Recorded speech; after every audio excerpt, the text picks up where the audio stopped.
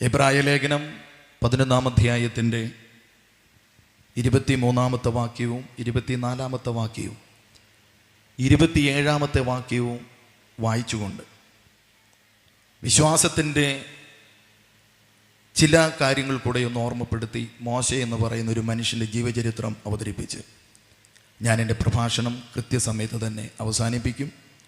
ദയവായി നിയുക്തരായിരിക്കുന്ന പ്രിയപ്പെട്ടവർ മൈക്കിൽ കൂടെ ആ ഭാഗം ഒന്ന് പൊതുജനത്തിന് തെളിവായി വായിച്ച് കേൾപ്പിക്കണമെന്ന് സവിനയം ആവശ്യപ്പെടുന്നു. എബ്രായ ലേഖനം 11-ാം അധ്യായം 23, 24, 27 വാക്യങ്ങൾ. വിശ്വാസത്താൽ മോശയുടെ ജനനത്തിങ്കൽ ശിശു സുന്ദരൻ എന്ന് അമ്മയപ്പന്മാർ കണ്ടു.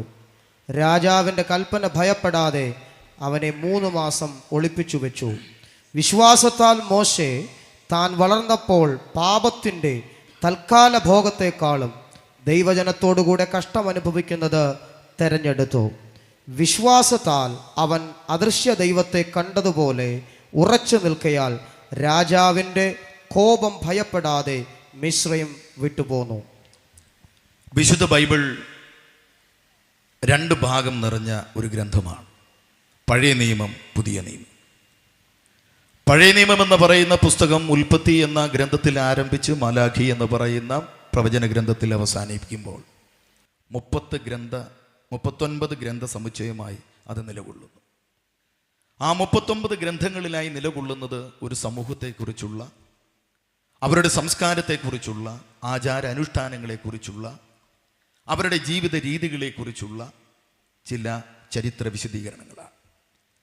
പ്രഥമ ഗ്രന്ഥമായിരിക്കുന്ന ഉൽപ്പത്തി പുസ്തകം ഒരു വായനയ്ക്ക് വേണ്ടി വിധേയപ്പെടുത്തിയാൽ ഒരു ജനതയുടെ ആരംഭത്തെക്കുറിച്ച് മാത്രമല്ല രേഖപ്പെടുത്തുന്നത്. പ്രപഞ്ചത്തിലുണ്ടായ റീക്രിയേഷൻ, സസ്യലതാദികൾ, മൃഗജാലങ്ങൾ തുടങ്ങിയതിനെക്കുറിച്ചുള്ള വിശദീകരണങ്ങൾ പരിണാമവാദികൾക്കും യുക്തിവാദികൾക്കുമൊക്കെ ഏറെ ചർച്ച ചെയ്യുവാനുള്ള വിഷയങ്ങൾ കൊണ്ട് നിറയപ്പെട്ടതായ മനോഹരമായൊരു പുസ്തകമാണ് ഉൽപ്പത്തി പുസ്തകം. എന്നാൽ പഴയ നിയമത്തിൻ്റെ ഏറിയ പങ്കും ഭൂരിഭാഗവും മേഖലകളെ കീഴടക്കിയിരിക്കുന്നത് യഹൂദൻ എന്ന് പറയുന്ന ഒരു ജാതിയാണ്. ആ ജാതിയുടെ ഉൽപ്പത്തി, അവരുടെ പിതാക്കന്മാർ, അവരുടെ സംസ്കാര രീതികൾ ആവേശകരമായിരിക്കുന്ന ഒരു പഠന രീതിയായി നമുക്ക് നിലകൊള്ളുന്ന ഒരു ഭാഗമാണ്. പഴയ നിയമത്തിൽ കൂടെ യഹോവയായ ദൈവം ഒരു ജനതയിൽ കൂടെ ലോകത്തോട് സംസാരിക്കുന്നതാണ് അതിൻ്റെ മറ്റൊരു ആശയം എന്ന് പറയുന്നത്. എന്നാൽ പഴയ നിയമത്തിൻ്റെ അവസാനം ലോകരക്ഷകനായി ഭൂതലത്തിൽ അവതരിച്ച യേശു ക്രിസ്തു എന്ന് പറയുന്ന നമ്മുടെ ആരാധ്യനായ ദൈവപുത്രൻ, ഏകസത്യനിത്യ ദൈവം ഈ ഭൂതലത്തിൽ ഒരു മനുഷ്യനായി അവതരിക്കപ്പെടുന്നതിന് മുമ്പ് തൻ്റെ അവതാര ലക്ഷ്യത്തെക്കുറിച്ചുള്ള മുൻ പ്രഖ്യാപനം നടത്തേണ്ടതിന് ദൈവത്താൽ നിയോഗിതനായി അയക്കപ്പെട്ട ഒരു താപസൻ, യോഹന്നാൻ സ്നാപകൻ, യേശു ക്രിസ്തുവിന് തൊട്ടുമുമ്പ് ലോകത്തെ ആശയങ്ങൾ കൊണ്ടും ആത്മീയമായ നവോത്ഥാനങ്ങൾ കൊണ്ട് ഇളക്കിമറിച്ച ഒരു നവോത്ഥാന നായകൻ. അദ്ദേഹമാണ് പഴയ നിയമം എന്ന് പറയുന്ന യഹൂദനോടുള്ള ബന്ധത്തിൽ ചേർന്ന് നിൽക്കുന്ന ന്യായപ്രമാണ യുഗത്തിൻ്റെ അവസാന കണ്ണിയായി നിലകൊള്ളുന്നത്. പഴയ നിയമം എന്ന് പറയുന്ന ചരിത്രം യോഹന്നാനിൽ കൂടെ അസ്തമിക്കുമ്പോൾ കാലത്തിൻ്റെ തിരുമുറ്റത്തേക്ക് ലോക ചരിത്രം ഒരു പുതിയ യുഗത്തിന് തുടക്കം കുറിക്കുന്നത് യേശുക്രിസ്തുവിൻ്റെ ജനനത്തിൽ കൂടെയാണ്. ആ യേശുക്രിസ്തുവിൻ്റെ തിരുപ്പിറവിയോടുള്ള ബന്ധത്തിൽ ആരംഭിക്കുന്ന ഒരു പുതിയ യുഗം മാനവരാശിയുടെ ജീവിതത്തിൻ്റെ ഗതിവിഗതികളെ ആകമാനം മാറ്റിമറിക്കുന്നത് വിശുദ്ധ ബൈബിളിൻ്റെ 2-ാം ഭാഗമായിരിക്കുന്ന പുതിയ നിയമത്തിൽ കൂടെ നമുക്ക് മനസ്സിലാക്കാൻ കഴിയും. പുതിയ നിയമം എന്ന് പറയുന്ന 27 പുസ്തകത്തിൻ്റെ ആകെ തുക എന്ന് പറയുന്നത് യേശുക്രിസ്തുവിൻ്റെ ജനനം, ജീവിതം, ഉപദേശം, മരണം, ഉയിർപ്പ്, താൻ വിഭാവനം ചെയ്ത ദൈവരാജ്യം, വീണ്ടും വരുമെന്നുള്ള മുന്നറിയിപ്പുകൾ, അതിൻ്റെ അടയാളങ്ങൾ. തുടർന്ന് തൻ്റെ ദൗത്യം ഈ ഭൂമിയിൽ ചെയ്തെടുക്കേണ്ടതിനും ദൈവരാജ്യത്തിൻ്റെ വിശാലതയ്ക്കും ദൈവസഭയുടെ നിലനിൽപ്പിനും വേണ്ടി താൻ തെരഞ്ഞെടുത്തതായ, തൻ്റെ ശിഷ്യവൃന്ദങ്ങളിൽ കൂടെ താൻ ആവിഷ്കരിച്ചതായ, പരിശുദ്ധാത്മാവിൽ കൂടെ സ്ഥാപിക്കപ്പെട്ടതായ ദൈവരാജ്യത്തിൻ്റെ ചില അവസ്ഥകൾ.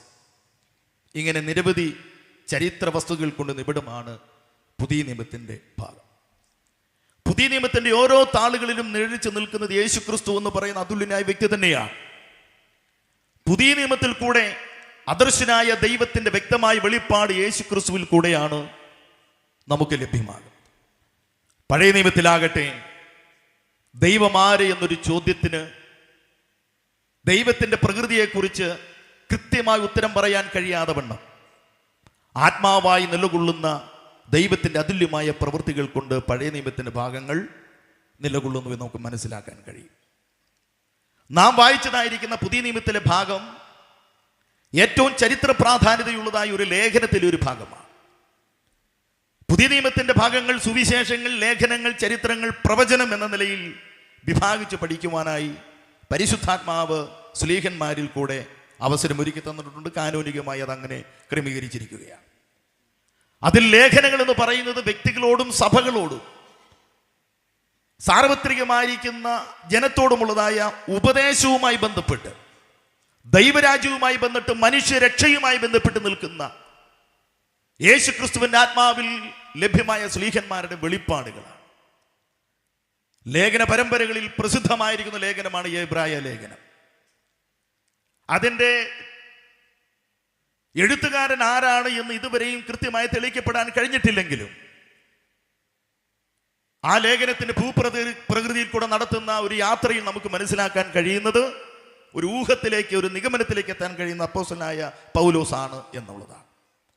അതിനു കാരണം യഹൂദ മതത്തിന്റെ ആചാരങ്ങളും അനുഷ്ഠാനങ്ങളും ഒക്കെ കൃത്യമായി വരച്ചു കാണിച്ചുകൊണ്ട്, യഹൂദ പാരമ്പര്യങ്ങളെ ചൂണ്ടിക്കാണിച്ചുകൊണ്ട്, യഹൂദ മതത്തിന്റെ തലതൊട്ടപ്പനായിരിക്കുന്ന അബ്രഹാം മുതൽ യഹൂദ രാജ്യത്തിന്റെ അടിത്തറപാകുവാൻ, രാജ്യത്തിന് അടിക്കല്ലിടുവാൻ കാരണക്കാരനായി തീർന്ന മോശ മുതൽ ഇങ്ങ് തുടങ്ങുന്ന ഗോത്രപിതാവായ യാക്കോബും തുടർന്നുള്ള അവന്റെ മക്കളും ജനസന്തതികളുടെയൊക്കെ ചരിത്രങ്ങൾ ഒന്നല്ലെങ്കിൽ ഓരോ വാക്കുകളിൽ കൂടി അവതരിപ്പിച്ചുകൊണ്ട് ഈ ലേഖനം അവസാനിപ്പിക്കുമ്പോൾ ഇത്രയധികം ചരിത്രം ആധികാരികമായി എഴുതുവാൻ കരുത്തുള്ള ഒരു വ്യക്തി ഉണ്ടെങ്കിൽ അത് അപ്പോസ്തലനായിരിക്കുന്ന പൗലോസ് അല്ലാതെ മറ്റാരുമില്ല എന്ന് ഒരു നിഗമനത്തിലേക്ക് എത്തുന്നത് കൊണ്ടാണ് അങ്ങനെ പറയാൻ ഞാൻ ഈ സമയം ഈ വേദിയെ ഉപയോഗിക്കുന്നത്. ഈ ലേഖനത്തിന്റെ പ്രതിപാദ്യ വിഷയം യേശുവിനെ ശ്രദ്ധിച്ചു നോക്കുക എന്ന് തന്നെയാണ്. ദൂതന്മാരെ കഴിഞ്ഞും ശ്രേഷ്ഠനായ, പിതാക്കന്മാരെ കഴിഞ്ഞും ശ്രേഷ്ഠനായ, നവോത്ഥാനത്തിന് തിരികൊളുത്തിയ മോശയെ കഴിഞ്ഞും ശ്രേഷ്ഠനായ, നിങ്ങൾ പറയുന്ന ഏതൊരു വ്യക്തിത്വങ്ങളെ കഴിഞ്ഞും ശ്രേഷ്ഠനായ യേശുവിനെ നിങ്ങൾ ശ്രദ്ധിച്ചു നോക്കണം. ഉള്ളിൽ ക്ഷീണിച്ച് മടുക്കാതിരിക്കാൻ അവനെ ശ്രദ്ധിച്ചു നോക്കണം. വിശ്വാസത്യാഗം സംഭവിക്കാതിരിക്കാൻ അവനെ ശ്രദ്ധിച്ചു നോക്കണം. പീഡകളുടെ പെരുമഴ പെയ്തിറങ്ങുമ്പോൾ വിട്ടുപോകുന്നതിലേക്ക് മടങ്ങിപ്പോകാതെ ക്രൂശിനെ മുറുകെ പിടിക്കാനായി അവനെ ശ്രദ്ധിച്ചു നോക്കണം. ദൈവം ശില്പിയായി നിർമ്മിച്ച അടിസ്ഥാനമുള്ള വിൺ നഗരത്തിൽ എത്തണമെങ്കിൽ ആ നസ്രേത്തുകാരനെ ശ്രദ്ധിച്ചു നോക്കണമെന്ന് തന്നെയാണ് ഈ ലേഖനത്തിൽ കൂടെ മുഴുനീളം നമുക്ക് മനസ്സിലാക്കാൻ കഴിയുന്ന ഒരു വസ്തുത. യേശു ക്രിസ്തുവിനെ കൃത്യമായി ചൂണ്ടിക്കാണിച്ചുകൊണ്ട്, വിശ്വാസത്തിന് കൂടുതൽ പ്രാധാന്യത കൽപ്പിച്ചുകൊണ്ട് ഈ ലേഖനം എഴുതാൻ ഒരു പശ്ചാത്തലമുണ്ട്. ഒരു രാഷ്ട്രീയ പശ്ചാത്തലം, ഒരു സാമൂഹിക പശ്ചാത്തലം, ഒരു മത പശ്ചാത്തലം. ആ പശ്ചാത്തലങ്ങളെ നന്നായി മനസ്സിലാക്കിയിട്ടാണ് ലേഖകൻ തന്റെ തൂലിക ചലിപ്പിക്കുന്നത്. അതെല്ലാം മറന്നേക്കൂ, നിങ്ങൾ യേശുവിനെ തന്നെ നോക്കൂ എന്ന് താൻ ആഹ്വാനം ചെയ്യുന്നത്. റോമൻ കൈസർ അഴിച്ചുവിടുന്നതായിരിക്കുന്ന കിരാതമായ പീഡനകൾ എബ്രായ വിശ്വാസികൾക്ക് നേരിടാൻ കരുത്തില്ലാതെ, വിശ്വാസത്തെ പാതി വഴിയിൽ ഉപേക്ഷിച്ച് ഇറങ്ങിപ്പോന്ന പാരമ്പര്യത്തിന് മതിൽക്കെട്ടിനുള്ളിലേക്ക് മടങ്ങിപ്പോകാൻ, ജീവനെ തൃണവൽക്കരിക്കുവാനുള്ളതായ താല്പര്യമില്ലാതെ ജീവനെ പേടിച്ചുകൊണ്ട് വിശ്വാസത്തെ പാതി വഴിയിൽ ഉപേക്ഷിക്കാൻ ശ്രമിക്കുന്നതിനെ കുറിച്ചുള്ള വാർത്തകൾ ഈ ലേഖനകർത്താവിന്റെ ഹൃദയത്തിന്റെ അവസ്ഥകളിൽ വല്ലാത്ത വേദനകൾ ഉണ്ടാക്കി. അദ്ദേഹം പറയുകയാണ്, നിങ്ങൾ വിട്ടിറങ്ങി പോന്നത് മറ്റൊന്നിനും വേണ്ടിയിട്ടല്ല, മഹത്തായിരിക്കുന്ന ഒരു ജീവിതത്തിന് വേണ്ടിയിട്ടാണ്, ഒരു ബെറ്റർ ലൈഫിന് വേണ്ടി. ഈ അമ്പരച്ചോട്ടിൽ പാരിൻ പരപ്പിൽ ഒരു മനുഷ്യന് കണ്ടെത്താൻ കഴിയാവുന്ന ഏറ്റവും മഹത്തായിരിക്കുന്ന ഒരു ജീവിതവും അതിൻ്റെ ആധികാരികതയുമാണ് ക്രിസ്തുവേശുവിൽ കൂടെ ലഭ്യമാകുന്നത് എന്നാണ് ഞാൻ പറഞ്ഞു വരുന്ന സന്ദേശത്തിന്റെ ആകത്തുക എന്ന് പറയുന്നത്. ഇവിടെ വെട്ടിപ്പിടിച്ചതും കെട്ടിപ്പിടിക്കുന്നതും ഒന്നും മരണത്തിനപ്പുറമുള്ള ജീവിതത്തിലേക്ക് എത്തിക്കില്ല എന്നുള്ളൊരു യാഥാർത്ഥ്യം ഈ സമ്മേളനത്തിൽ കൂടെ ഞങ്ങൾ അവതരിപ്പിക്കുമ്പോൾ കേൾവിക്കാരുടെ ഹൃദയത്തിൽ ക്രൂശിക്കപ്പെട്ട ക്രിസ്തുവിന്റെ പ്രതിച്ഛായ അതേ അനുഭവത്തിൽ ജനിക്കപ്പെടണമെന്നാണ് കർത്താവിനോട് ഞങ്ങൾ ആത്മാർത്ഥമായി പ്രാർത്ഥിക്കുന്നത്. അതിതിന്റെ അകത്തുള്ളവരാണെങ്കിലും പുറത്തുള്ളവരാണെങ്കിലും. എന്താ അകത്തും പുറത്തും എന്ന് ഞാൻ പറയാൻ താല്പര്യം, വിശ്വാസത്താൽ മോശ ജനിച്ചു, വിശ്വാസത്താൽ മോശ വളർന്നു, വിശ്വാസത്താൽ മോശ അദൃശ്യ ദൈവത്തെ കണ്ടു. ഒരു വിശ്വാസ കുടുംബവുമായി ബന്ധപ്പെട്ട് നിൽക്കുന്ന ഒരു സംഭവത്തിന്റെ വിശദീകരണമാണ് മോശയിൽ കൂടെ പരിശുദ്ധാത്മാവ് ഈ ലേഖകനിൽ കൂടെ ലോകത്തോട് വിളിച്ചു പറയുന്ന സന്ദേശം. അങ്ങനെയാണെങ്കിൽ വിശ്വാസ കുടുംബത്തിനൊരു സന്തോഷമുണ്ട്, വിശ്വാസികളായിരിക്കുന്ന പ്രിയപ്പെട്ടവരോടൊരു സന്ദേശമുണ്ട്, വിശ്വാസമില്ലാത്തതായ പുറത്തുള്ള ആളുകളോടും ഇതുമായി ബന്ധപ്പെട്ട ഒരു സന്ദേശമുണ്ട്. അതാണ് ഇന്ന് രാത്രിയിൽ ഓർപ്പിക്കുവാനായിട്ട് ഞാൻ പരിശ്രമിക്കുന്നത്. നമ്മുടെ കരമുയരത്തെ കർത്താവിനൊരു ഹല്ലേലൂയ പറയാം. ലേഖനത്തിന്റെ പ്രത്യേകതകളും ആധികാരികതകളും പറഞ്ഞു പോയാൽ എനിക്ക് ലഭ്യമായ സമയപരിധികളിൽ അതിൻ്റെ ഏറ്റവും പ്രധാനപ്പെട്ട സന്ദേശം പറയാൻ കഴിയാതെ പോകുകയാണ്. ക്രൈസ്തവ പീഡകൾ എന്ന് പറയുമ്പോൾ നിസ്സാരവൽക്കരിച്ചത് പറയാൻ കഴിയുകയില്ല. നീതി നിഷേധിക്കപ്പെട്ടിരിക്കുകയാണ്, അവകാശം നിഷേധിക്കപ്പെട്ടിരിക്കുകയാണ്, സ്വന്തം മണ്ണിൽ സ്വന്തം പാർപ്പിടത്തിൽ ജീവിക്കാനുള്ള അവസരം ഗവൺമെന്റ് നിരോധിച്ചിരിക്കുകയാണ്. ചെയ്യാത്ത കുറ്റത്തിന് കുറ്റം അടിച്ചേൽപ്പിച്ചിട്ട് നാടുകടത്തുകയും കൊലപാതകത്തിലേക്ക് നയിക്കുകയും ചെയ്യുന്നതായ പീഡനമുറകളുടെ ഒരു കാലഘട്ടമാണ്. സാമൂഹികപരമായി, രാഷ്ട്രീയപരമായും മതപരമായും പിടിച്ചു നിൽക്കാൻ കഴിയാതെ വണ്ണം കഠിനമായിരിക്കുന്ന പീഡകൾ എബ്രായ വിശ്വാസികൾക്ക് അനുഭവിക്കേണ്ടി വന്നത് പാപം ചെയ്തിട്ടല്ല, രാജ്യത്തിന് നിയമത്തിന്റെ അഖണ്ഡതകൾക്കെതിരെ പ്രവർത്തിച്ചിട്ടല്ല, അവരന്റെ അതിരി മാന്തുവാൻ വേണ്ടി രാത്രികളിൽ പ്രയാണം ചെയ്തതുകൊണ്ടല്ല, ആത്മാക്കളുടെ ഉടയവനായിരിക്കുന്ന യേശു ക്രിസ്തുവിനെ നെഞ്ചോട് ചേർത്ത് പിടിച്ചതുകൊണ്ട്, യേശുവിൽ കൂടെയുള്ള രക്ഷയെക്കുറിച്ചുള്ള വിളംബരം അവർ പ്രഘോഷിച്ചതുകൊണ്ട്, ലഭ്യമായിരിക്കുന്ന കാനനത്തിലും പാറയിടുക്കിലും വഴിത്താരകളിലും വീടുകളിലും മാളിക മുറിയിലും ഒക്കെയായി ആത്മാവിലും സത്യത്തിലും ദൈവത്തെ ആരാധിച്ചതുകൊണ്ട്, അങ്ങനെയുള്ളതായ പീഡകൾ നിലനിൽക്കുന്ന ഇന്നത്തെ ഭാരത ചരിത്രത്തിന്റെ വെളിച്ചത്തിൽ എന്റെ പ്രസ്ഥാനത്തോട് ചേർന്നുകൊണ്ട് രാജ്യത്തോട് പറയാൻ എനിക്കൊരു ദൂതുണ്ട്. നിയമത്തിന്റെ പരിരക്ഷകൾ ഞങ്ങൾക്ക് നീതി നിർവഹണം നടത്താനുള്ള, ഞങ്ങൾക്ക് നീതി ലഭിക്കത്തക്ക നിലയിലുള്ളതായ അവസരങ്ങൾ ഇവിടെ സംജാതമാക്കപ്പെട്ടിട്ടുണ്ടെങ്കിൽ പോലും ഞങ്ങൾ അനുഭവിക്കേണ്ടതായ നീതികൾ ഞങ്ങൾക്ക് നിഷേധിച്ചുകൊണ്ട് ഞാൻ പ്രതിദാനം ചെയ്യുന്ന പെന്തക്കോ സമൂഹം അടക്കമുള്ള നിരവധി വ്യക്തികൾ ഒരു തെറ്റും ചെയ്യാതിരുന്നിട്ടും കഠിനമായിട്ട് ആക്രമിക്കപ്പെടുന്നുവെങ്കിൽ ഞങ്ങൾക്കതിന് ഭാരമല്ല, ഞങ്ങൾ സമരം ചെയ്യില്ല, ഞങ്ങൾ ഒരു ഖരാവോ നടത്തില്ല, ഞങ്ങൾ ഒരു പ്രക്ഷോഭങ്ങളുമായി തെരുവിലിറങ്ങുകയില്ല, ആരുടെയും വീട് കത്തിക്കില്ല, ആർക്കുമെതിരെ ഒരു ആക്ഷനും എടുക്കുകയില്ല. അതിന് കാരണം ഈ ബൈബിൾ തരുന്ന സന്ദേശം വിശ്വാസത്തിന് വേണ്ടി വില കൊടുക്കണമെന്നാണ്. ആ വില എന്ന് പറയുന്നത് ഗളം ഛേദിക്കപ്പെട്ടിട്ട് എന്റെ ചോരയും മണ്ണിൽ പടർന്ന് പന്തലിക്കേണ്ടതായ അവസ്ഥകളാണെങ്കിൽ പോലും ഒരടി പിന്മാറാൻ ഞങ്ങൾ താല്പര്യപ്പെടുന്നില്ല. അതിനു കാരണം ഈ ഭൂപരപ്പിലെ ജീവിതമല്ല ബൈബിൾ വിഭാവനം ചെയ്യുന്ന ജീവിതം. ഇതിനപ്പുറം മറ്റൊരു ജീവിതമുണ്ടെന്ന് ഞങ്ങൾക്ക് വെളിപ്പെടുത്തിയത് ഈ ബൈബിളും ബൈബിളിന്റെ കേന്ദ്രബിന്ദുവായ യേശു ക്രിസ്തുവാകൊണ്ട് ഞങ്ങളുടെ ചോരകൾ മണ്ണിൽ ഉണങ്ങി പടർന്ന് പന്തലിച്ചാലും ആ ചോര ചാലിതുകൊണ്ട് ഞങ്ങളും ഞങ്ങളുടെ തലമുറകളും വീണ്ടും പറയും, മറ്റൊരുത്തനൊരു രക്ഷയില്ല, നാം രക്ഷിക്കപ്പെടാൻ ആകാശത്തിന് കീഴിൽ യേശുവല്ലാതെ മറ്റൊരു നാമമില്ല എന്ന്. ഇതാണ് ക്രൈസ്തവ വിശ്വാസത്തിന്റെ ഏറ്റവും അടിത്തറമായ പ്രഖ്യാപനം എന്ന് പറയുന്നത്. ആ പ്രഖ്യാപനത്തിലേക്ക് നിങ്ങൾ വരണമെന്നാണ് എബ്രായ ലേഖനത്തിൽ കൂടെ ലേഖകൻ എബ്രായ വിശ്വാസികളെ ഓർപ്പിച്ചുണർത്തുന്നത്. മരണത്തിന് മുമ്പിൽ ഭയപ്പെട്ടു പോകരുത്, പ്രകൃതിക്ഷോഭത്തിന് മുമ്പിൽ ഭയപ്പെട്ടു പോകരുത്, വിശ്വാസ ജീവിതത്തിന് നേരെ വരുന്ന നരനായാട്ടിന് നേരെ നിങ്ങൾ ഭയപ്പെട്ടു പോകരുത്, പിശാച് അഴിച്ചു വിടുന്നതായ കുതന്ത്രങ്ങൾക്ക് മുമ്പിൽ നിങ്ങൾ ക്ഷീണിച്ചു പോകരുത്. അങ്ങനെ പോകാതിരിക്കാൻ വിശ്വാസത്തിന്റെ നായകനും പൂർത്തി വരുത്തനുമായ ക്രിസ്തുവിനെ നോക്കണം, ക്രിസ്തുവിനെ നോക്കണം, ക്രിസ്തുവിലേക്ക് തന്നെ നോക്കണം. നമ്മുടെ കരമുയർത്തി കർത്താവിനൊരു ഹല്ലേലൂയ പറയാം. ഇങ്ങനെ പീഡനങ്ങൾ നിറഞ്ഞതായ കാലഘട്ടത്തിൽ വിശ്വാസ സമൂഹം നിലനിൽക്കേണ്ടതിന് ലേഖകൻ ചില കഥാപാത്രങ്ങളെ പഴയ നിയമത്തിൽ നിന്നും അടർത്തിയെടുക്കുകയാണ്. അവരുടെ പേരുകൾ കൃത്യമായി ആലേഖനം ചെയ്തിട്ട് അതിന് തൊട്ടടി രേഖപ്പെടുത്തുന്നു, ഇവർ ദൈവത്തെ വിശ്വസിച്ചിരുന്നുവെന്ന്. സാമൂഹിക ദ്രോഹിയായി മുദ്ര കുത്തപ്പെട്ട രഹാബ് എന്ന് പറയുന്ന വേശ്യയെ പോലും ബൈബിളിന്റെ മുഖ്യ സ്ഥാനത്തേക്ക് കൊണ്ടുവരുവാൻ ദൈവം കരുണ തോന്നിയതിന്റെ കാരണം എന്താണെന്നറിയാമോ? വിശ്വാസമായിരുന്നു എന്നുള്ളതാണ് അതിന്റെ പ്രധാനം. മറ്റേതിനെ കഴിഞ്ഞും ദൈവം ഒരു മനുഷ്യനെ വിലയിരുത്തുന്നത് ഏതിന്റെ അടിസ്ഥാനത്തിലാണെന്നറിയാമോ? കുലത്തിന്റെയും നിറത്തിന്റെയും വിദ്യാഭ്യാസത്തിന്റെയും പണത്തിന്റെയും അധികാരത്തിന്റെയും ഒന്നും അടിസ്ഥാനത്തിലല്ല. ദൈവത്തോടുള്ള ഭയഭക്തിയും വിശ്വാസത്തോടുള്ള ബന്ധത്തിൽ. വിശ്വസിക്കുന്ന ഏവനുണ്ടോ അവനാണ് ദൈവത്തിന് മുമ്പിലും ദൈവരാജ്യത്തിന് മുമ്പിൽ അതുല്യൻ എന്ന് പറയാനും എനിക്ക് ഈ രാത്രിയിൽ സന്തോഷമുണ്ട്. ജീവിതത്തിൽ ഒന്നുമില്ല, വിശ്വാസത്തിന് വേണ്ടി ഇറങ്ങി തിരിച്ചിട്ട് അന്നും ഇന്നും ഒരുപോലെ തന്നെയാണ് ജീവിതം കടന്നു പോകുന്നതെന്ന് ചിന്തിച്ച് ഭൗതിക മേഖലയിലുള്ളതായിരിക്കുന്ന മാറ്റങ്ങളില്ലാതെ ദാരിദ്ര്യം പിടിച്ചതായിരിക്കുന്ന അനുഭവങ്ങളാണ്, ഉയർച്ചയില്ല, അവരെ പോലെ എനിക്ക് പലതുമില്ല എന്ന് വിഷണ്ണരായി പ്രാർത്ഥന മുടക്കി, ആരാധന മുടക്കി, ദൈവവചന ധ്യാനവും പഠനവും മുടക്കി ദൈവത്തോട് പിറുപിറുത്ത് മാറിയിരിക്കുന്നവരാരെങ്കിലും ഉണ്ടെങ്കിൽ ഇന്ന് രാത്രി ഞാനൊരു കാര്യം പറയാം. ഈ കാണുന്നതായിരിക്കുന്ന ഭൗതിക നേട്ടങ്ങളൊന്നുമല്ല ദൈവത്തിന്റെ അനുഗ്രഹത്തിന്റെ ഏറ്റവും അതുല്യമായിരിക്കുന്ന അനുഭവം.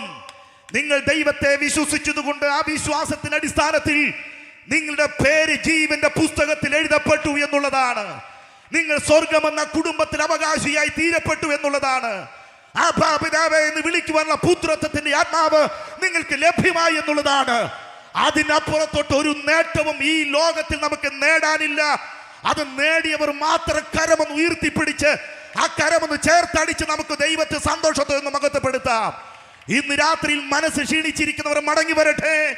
ഹൃദയത്തിൽ പിറുപിറുപ്പുള്ള അവരുടേതായിരിക്കുന്ന ആ ചാരം മൂടിക്കിടക്കുന്ന അനുഭവങ്ങൾ മാറട്ടെ.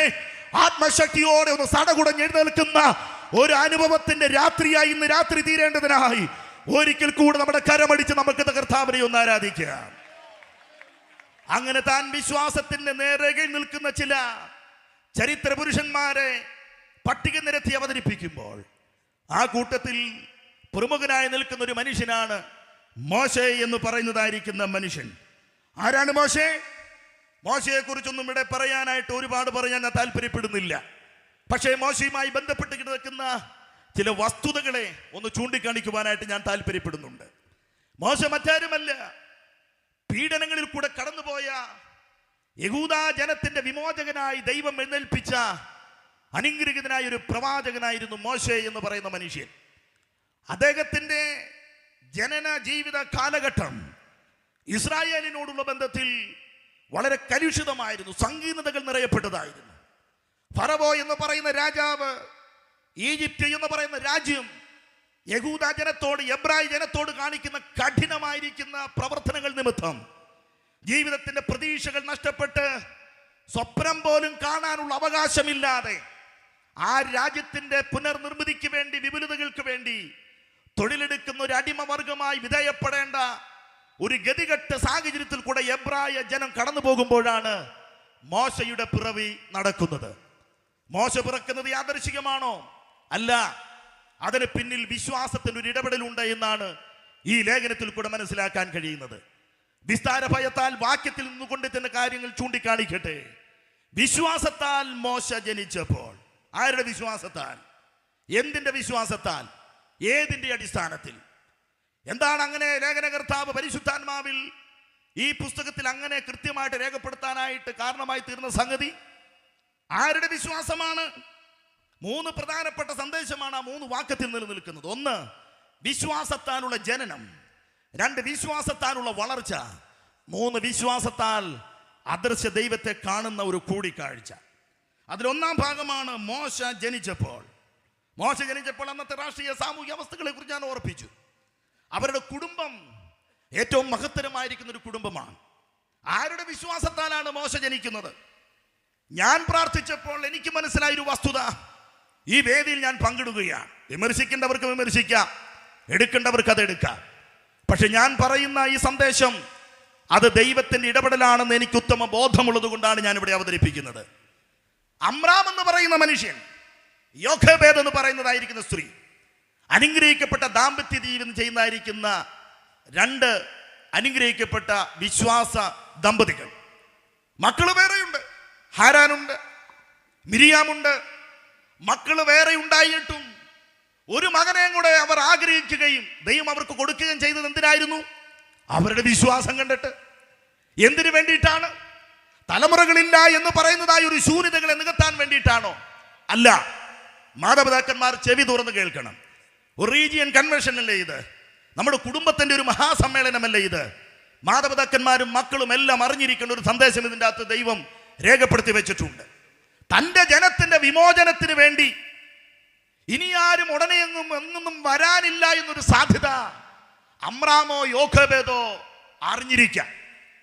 കാലങ്ങളേറെയായി താനും തൻ്റെ കുടുംബവും കുലവും മുഴുവൻ ഈ ഈജിപ്ത് എന്ന് പറയുന്നതായി അടിമ രാജ്യത്തിൽ അടിമകളായിട്ട് ജീവിക്കുകയാണ്. ഞാൻ തൊട്ടു മുമ്പ് പറഞ്ഞതുപോലെ ജീവിതത്തെക്കുറിച്ചൊരു പ്രതീക്ഷകളില്ലാതെ ചത്തതിനൊക്കുമേ ജീവിച്ചിരിക്കലുമെന്ന് പറയുന്ന ഒരു അവസ്ഥയിൽ കൂടെയാണ് അവരവരുടെ ജീവിതം പോയിക്കൊണ്ടിരിക്കുന്നത്. പക്ഷേ അതിൻ്റെ ഇടയിലും കഷ്ടതയുടെ കഠിന ശോധനകൾ ഉണ്ടായിട്ടും ക്രൂരമായിരിക്കുന്ന രാജ്യത്തിന്റെ നിയമസംഹിതകൾ ഇടപെടലുകൾ അവർക്ക് നേരിടേണ്ടി വന്നിട്ടും അമ്രാമും യോഖേബേദും ദൈവത്തോട് പ്രാർത്ഥിക്കുന്നവരായിരുന്നു, ദൈവസന്നിധി നിലവിളിക്കുന്നവരായിരുന്നു. എന്തിനു വേണ്ടിയിട്ടായിരിക്കാം? തെളിവുകൾ വേറെ ഒന്നും പറയാനില്ല. ജനത്തിന്റെ കഷ്ടത ഞാൻ കണ്ടു, അവരുടെ നിലവിളി ഞാൻ കേട്ടു, അവരുടെ സങ്കടം അറിഞ്ഞുവെന്ന് ദൈവം അവരെ അഡ്രസ്സ് ചെയ്യുന്നുവെങ്കിൽ അത് ആരുടെ നിലവിളിയായിരിക്കാം? അത് ആരുടെ പ്രാർത്ഥനയായിരിക്കാം? നിശ്ചയമായിട്ട് അടിവരയിട്ട് ഞാൻ പറയുന്നു, അത് അമ്രാമിന്റെ യോഖേബേദിന്റെ പ്രാർത്ഥന ഉൾപ്പെടെയുള്ള ചില സമൂഹങ്ങളുടെ പ്രാർത്ഥനയാണ്. എന്തായിരുന്നു അവരുടെ പ്രാർത്ഥന? ഇത്തരത്തിൽ എനിക്കിനി മുമ്പോട്ട് പോകാൻ കഴിയുകയില്ല, ഒരു വിമോചനം ഉടനെ ഉണ്ടായില്ലെങ്കിൽ ഈ സമൂഹം ഈ രാജ്യത്തിന് മുമ്പിൽ, ലോകത്തിന് മുമ്പിൽ ഓർമ്മ ചിത്രമായി പോകും. അങ്ങനെ വരാതിരിക്കാൻ വിമോചനത്തിന് വേണ്ടി ഒരുവനെ നീ എഴുന്നേൽപ്പിക്കണം. അതെന്റെ ഉദരത്തിൽ നിന്നാണെങ്കിൽ പോലും ദൈവമേ എഴുന്നേൽപ്പിക്കണമേ എന്നുള്ളതായിരിക്കും അമ്രാമിന്റെ ഈ യോഖേബേദിന്റെ പ്രാർത്ഥന. ദൈവം കേട്ടതിന്റെ വെളിച്ചത്തിലായിരിക്കാം മോശ കുഞ്ഞു പിറന്നു വീഴുന്നത്. ഇന്ന് രാത്രി ഞാൻ ഒരു കാര്യം പറയാം. തെരുവോരങ്ങളെ പ്രകമ്പനം കൊള്ളിച്ചുകൊണ്ടും കൺവെൻഷൻ വേദികളെ സ്തോത്ര ഭക്തി സാന്ദ്രമാക്കിക്കൊണ്ടും ഞങ്ങൾ പ്രസംഗിക്കാറുണ്ട്. അത് ഞങ്ങൾക്ക് ഹൃദയത്തിൽ ദൈവം തന്നിരിക്കുന്ന ആത്മഭാരത്തിന്റെ വെളിച്ചത്തിലാണ് ഞങ്ങൾ അങ്ങനെ ചെയ്യുന്നത് എന്ന് കരുതി എല്ലാവർക്കും പ്രസംഗിക്കാൻ ഒരു അവസരമുണ്ടോ? ഒരു വിമോചനത്തിന് വേണ്ടി എല്ലാവർക്കും വേദികളിൽ നിൽക്കാൻ ഒരു അവസരമുണ്ടോ? ഇല്ല. എന്നാൽ എല്ലാവർക്കും ആത്മാക്കളുടെ വിടുതലിന് വേണ്ടി അണിചേരാൻ കഴിയുന്ന ഒരു സ്ഥലമാണ് പ്രാർത്ഥനാ മുറി എന്ന് പറയുന്നത്. പ്രാർത്ഥനാ മുറി എന്ന് പറയുന്നത്. ഇന്ന് രാത്രി ഞാനൊരു കാര്യം പറയുന്നു. ശൂരനാട് റീജിയന്റെ ഉള്ളിൽ, ഈ പ്രസ്ഥാനത്തിന്റെ ഉള്ളിൽ ചില മോശക്കുഞ്ഞുമാര് പിറക്കേണ്ടതിനായി മാതാപിതാക്കന്മാർ ദൈവസന്നിധിയിൽ വളരെ ഭാരത്തോടെ പ്രാർത്ഥിക്കുന്നുവെങ്കിൽ ചരിത്രം മാറ്റി എഴുതാൻ ദൈവം സർവശക്തനായി ഇന്ന് രാത്രിയിൽ ഇവിടെ ഇറങ്ങി വന്നിട്ടുണ്ട്. നിനക്ക് തന്നിരിക്കുന്ന സന്തതി പരമ്പരകൾ ഈ ലോകത്തിന് മുമ്പിൽ നിന്റെ കുടുംബ പാരമ്പര്യത്തെ ഉയർത്തി കാണിക്കാനുള്ളതല്ല, അതിനപ്പുറമായി ക്രൂശിക്കപ്പെട്ട ക്രിസ്തുവിനെ ഉയർത്തി കാണിക്കുന്ന ജനസാഗരത്തിന് വിമോചകനായ യേശുവിനെ ഉയർത്തി കാണിക്കുന്ന ഒരു തലമുറ, ഒരു ജനതയായി തീരാൻ കൃപ പ്രാപിച്ചവർ, മർമ്മം വെളിപ്പെട്ടവർ കരമടിച്ചൊന്ന് ആരാധിച്ചോ. നിങ്ങളുടെ സമയം ഞാൻ ഒട്ടും ഇവിടെ കവർന്നെടുക്കുകയില്ല. പറയുന്ന കാര്യം അതങ്ങനെ തന്നെ മനസ്സിലാക്കിയാൽ മതി. ഞാൻ കുറച്ചേ പ്രസംഗിക്കുന്നുള്ളൂ. ഇന്ന് രാത്രി ചില മാതാപിതാക്കന്മാരോട് പരിശുദ്ധാത്മാവ് സംസാരിക്കുന്നു. നാളുകളായി നിന്റെ കുഞ്ഞുങ്ങൾക്ക് വേണ്ടി നീ പ്രാർത്ഥിക്കുകയല്ലേ? എനിക്ക് തന്ന സന്തതികളിൽ നിന്നും ആരാണ് കർത്തൃവേലയ്ക്ക് വേണ്ടി ഇറങ്ങുന്നത് എന്ന് നിന്റെ കണ്ണടയും മുമ്പ് അന്യന്റെ കണ്ണുകൊണ്ടല്ല, സ്വന്തം കണ്ണുകൊണ്ട് തന്നെ നിന്റെ സന്തതി ലോക ചരിത്രത്തിന്റെ ഭാഗമായി തീരുന്ന നിലകളിൽ ദൈവത്തിന്റെ ആത്മാവ് എഴുന്നേൽപ്പിക്കുന്ന ദിവസങ്ങൾ അതിവിദൂരമല്ല. അവൻ എഞ്ചിനീയർ ആയിരിക്കാം, ഡോക്ടർ ആയിരിക്കാം, നേഴ്സായിരിക്കാം, അവൻ വക്കീലായിരിക്കാം, പോലീസ് ഓഫീസർ ആയിരിക്കാം.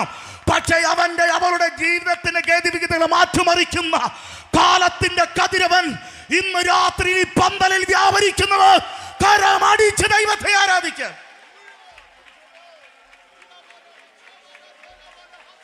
യേശുവിന്റെ നാമത്തിൽ മക്കളെ ഓർത്ത്, കൊച്ചുമക്കളെ ഓർത്ത്, മരുമക്കളെ ഓർത്ത് ആവലാതിപ്പെടുന്ന യോഖേബേദേ, അമ്രാമേ, നിന്റെ കണ്ണുനീരിന് ഫലമുണ്ടാകാതെ പോകുകയില്ല. നിന്റെ പ്രാർത്ഥനയ്ക്ക് മറുപടി ഉണ്ടാകാതെ പോകുകയില്ല. അസാധ്യതകളുടെ ഇരുട്ടടഞ്ഞതായിരിക്കുന്ന ഇടങ്ങളിലേക്ക് നിന്റെ തലമുറ ഒരു തീനാളമായി എഴുന്നേൽപ്പിക്കാൻ, ആമേൻ ആമേൻ, ജനത്തിന്റെ വിമോചനത്തിന്റെ ദീപശിഖയെ എഴുന്നേൽപ്പിക്കാൻ പദ്ധതി തയ്യാറാക്കിയിട്ടുണ്ടെന്ന് വിശ്വസിക്കുന്നവർ